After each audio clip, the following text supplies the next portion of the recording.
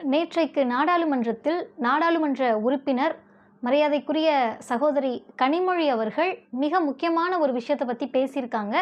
குறிப்பாக இந்த காலகட்டத்தில் நம்ம எல்லாருமே இதை பற்றி தொடர்ந்து தமிழ்நாட்டு மக்கள்கிட்ட சொல்ல வேண்டிய ஒரு மாநில உரிமை சம்பந்தப்பட்ட பிரச்சனையை தான் நேற்றைக்கு மிக தெளிவாக குரல் எழுப்பியிருக்கிறார்கள். அவங்களுக்கு கிடைச்ச அந்த நேரத்தில் எந்த அளவிற்கு ஒன்றிய அரசு பாராமுகம் காட்டுகிறது, எந்த அளவிற்கு தமிழ்நாட்டின் மீது இவங்களுக்கு இருக்கக்கூடிய காழ்ப்புணர்ச்சி இருக்குது அப்படின்றத ரொம்ப தெளிவாக வெளிப்படையாக பேசியிருக்காங்க. அதில் மிக முக்கியமான ஒரு 4 செய்திகளை தான் நம்ம இன்றைக்கி பார்க்க போகிறோம்.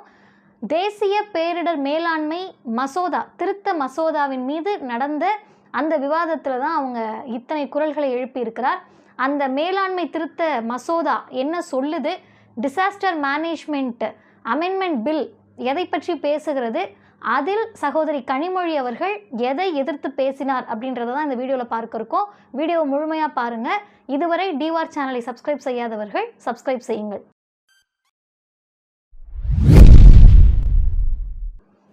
அனைவருக்கும் வணக்கம்.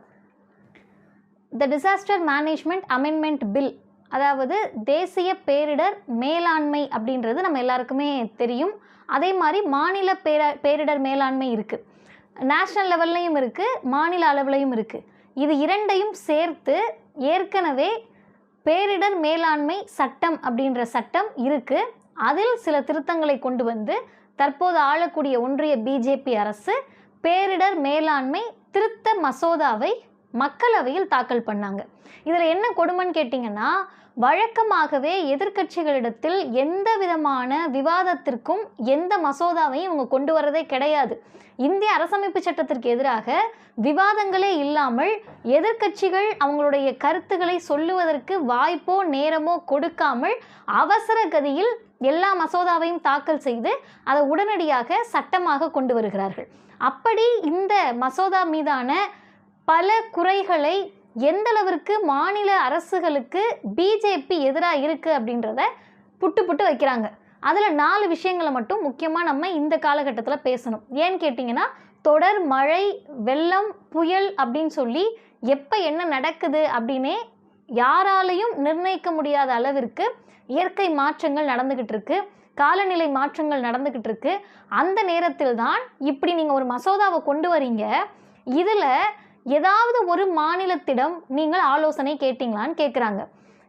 எந்த விதமான ஆலோசனைகளுமே இல்லாமல் நீங்களாகவே ஒரு திருத்தத்தை கொண்டு வரீங்கன்னா, பேரிடர் காலங்களில் அந்த மக்களை காப்பாற்ற போவது அந்த மாநில அரசுகள் தானே, நீங்கள் நிற்க போகிறது கிடையாது.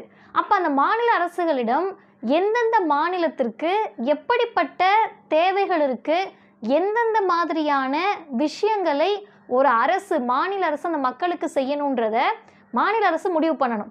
அதை பற்றி விவாதம் நடத்துனீங்களான்னு கேட்குறாங்க. 2வது முக்கியமானது, ஹை லெவல் கமிட்டி அமைக்க போகிறாங்களாம்.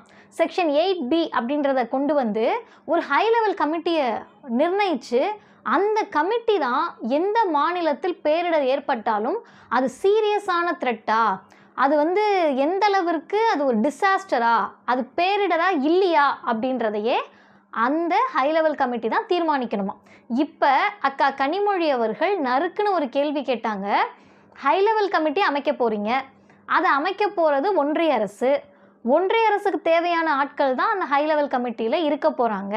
அப்போ மீண்டும் ஒன்றிய அரசு அதற்கு தேவையான ஆட்களை அந்த கமிட்டியில் வச்சுருந்தீங்கன்னா, அவங்க ஒரு பேரிடர் நடக்கின்ற போது அது உண்மையாகவே பேரிடரா இல்லையா, அது சீரியஸான பிரச்சனையா இல்லையா அப்படின்றத எல்லா மாநிலத்திற்கும் ஒரே மாதிரி சொல்ல மாட்டாங்களே.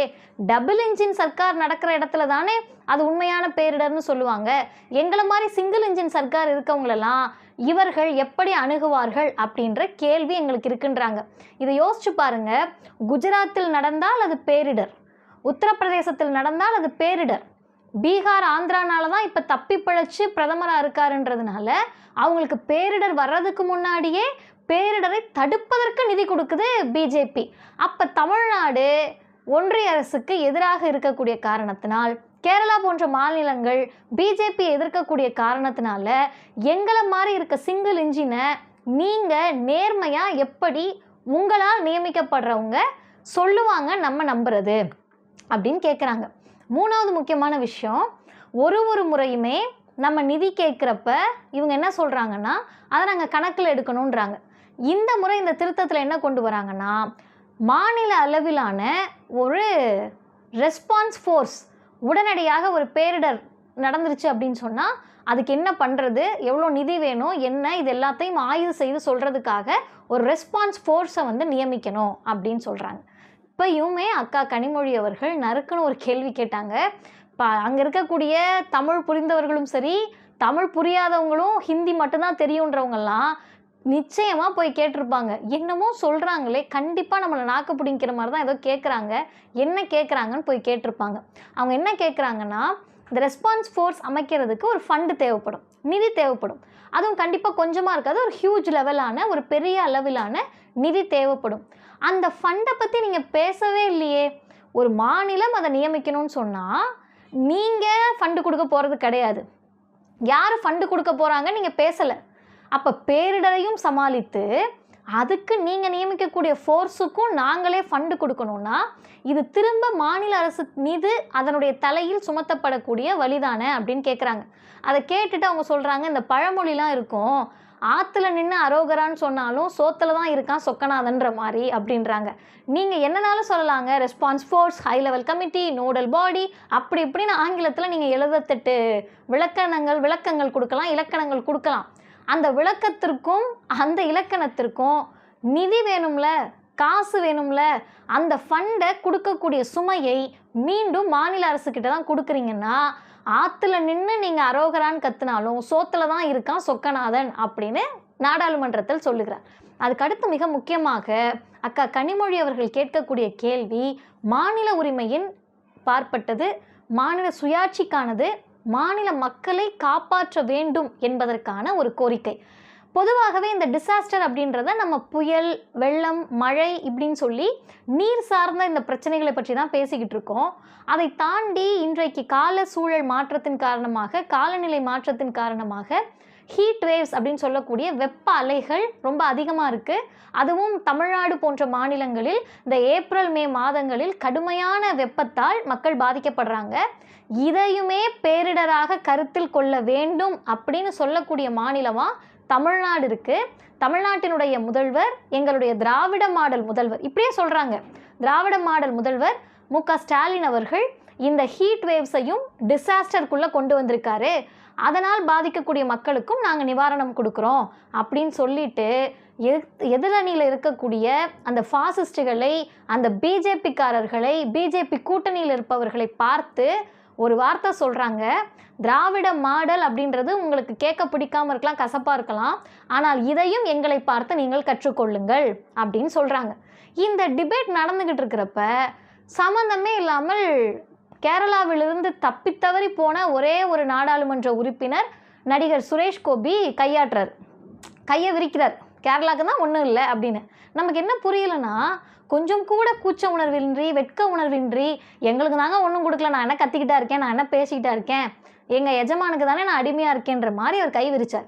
அப்போ அக்கா கனிமொழி கேட்டாங்க, இதோ பாருங்க, கேரளா எங்களுடைய அண்டை மாநிலம் தான், அவங்களுக்கும் நீங்கள் ஒன்றும் கொடுக்கறதில்ல. அவர் கை விரித்து காட்டுறாரு, ஆமாம் ஒன்றிய அரசு நல்லா கையை விரிச்சிருச்சு அப்படின்னு சொல்கிறாங்க. அப்போ நல்லா நம்ம புரிஞ்சுக்க வேண்டியது, மாநில உரிமைகள் தடுக்கப்பட்டாலும் பிஜேபியோடு இருக்கக்கூடிய காரணத்தினால், பிஜேபியால் நாடாளுமன்ற உறுப்பினரான காரணத்தினால் தன்னுடைய மாநில மக்களுக்கு என்ன தேவைன்றது கூட பேச முடியாத நிலையில் இருக்கக்கூடிய பிஜேபி நாடாளுமன்ற உறுப்பினர். ஆனால் இந்தியா கூட்டணியில் திமுகவிலிருந்து சென்றிருக்கக்கூடிய நாடாளுமன்ற உறுப்பினர் அக்கா கனிமொழி அவர்களால் உரக்க கேட்க முடிகிறது, இதுவரைக்கும் எங்களுக்கு என்ன கொடுத்தீங்கன்னு கேட்குறாங்க. ஒரு முறையும், அது ஒக்கி புயலாக இருக்கட்டும், கஜா புயலாக இருக்கட்டும், நல்லா புரிஞ்சுக்கங்க, அதிமுக காலத்தில் நடந்ததையும் இவங்க கேட்குறாங்க. ஒக்கி புயலாக இருக்கட்டும், கஜா புயலாக இருக்கட்டும், அதற்கு பிறகு வந்த நிவர் புயலாக இருக்கட்டும், இப்போ வந்ததாக இருக்கட்டும், ஃபெங்கலாக இருக்கட்டும், அதுக்கு முன்னாடி மிக்ஜாமாக இருக்கட்டும், இது எல்லாத்துக்கும் நாங்கள் எவ்வளோ கேட்டிருக்கோம், நீங்கள் கொடுத்தது என்ன, 10% கூட நீங்கள் கொடுக்கலன்னு சொல்லி ஒரு டேட்டாவாக கேட்கிறார். கடைசியாக ஃபெங்கல் புயல் நம்ம எல்லாருக்குமே தெரியும், இந்த விழுப்புரம், கள்ளக்குறிச்சி, திருவண்ணாமலை, கடலூர்லாம் இவ்வளோ பாதிக்கப்படும்னு யாருமே கணக்கிட முடியல. அந்த பாதிப்புகளுக்கு 37,000 கோடி தேவைப்படுது நிவாரணப் பணிகளுக்கு. ஏன்னா வீடு போயிடுச்சு, ஆடு கோழி மாடு எல்லாம் போகுது, விவசாய நிலங்கள் போயிடுச்சு, அப்போ எங்களுக்கு இவ்வளோ தேவைப்படுதுன்னு மாநில அரசு கேட்கிற போது இப்போ வரைக்கும் மோடியோ நம்முடைய நிதித்துறை அமைச்சர் மாண்புமிகு நிர்மலா சீதாராமனோ அமித்ஷாவோ வாயே திறக்கலைன்னு சொன்னால் நீங்கள் மாநிலங்களை எப்படி பார்க்குறீங்க? இந்த லட்சணத்தில் நீங்கள் ஒரு திருத்த சட்டத்தை வேற கொண்டு வரீங்க. இந்த மசோதா மீண்டும் மாநில அரசுகளை மாநில மக்களை நசுக்குவதாக தான் இருக்கிறது அப்படின்னு பேசியிருக்காங்க. தொடர்ந்து நாடாளுமன்றத்தில் ஜனநாயகத்தை குழி தோண்டி புதைக்கக்கூடிய எல்லா செயல்களும் நடந்துகிட்டு இருக்கு. அதனுடைய வெளிப்பாடு தான் ஒரே நாடு ஒரே தேர்தல்.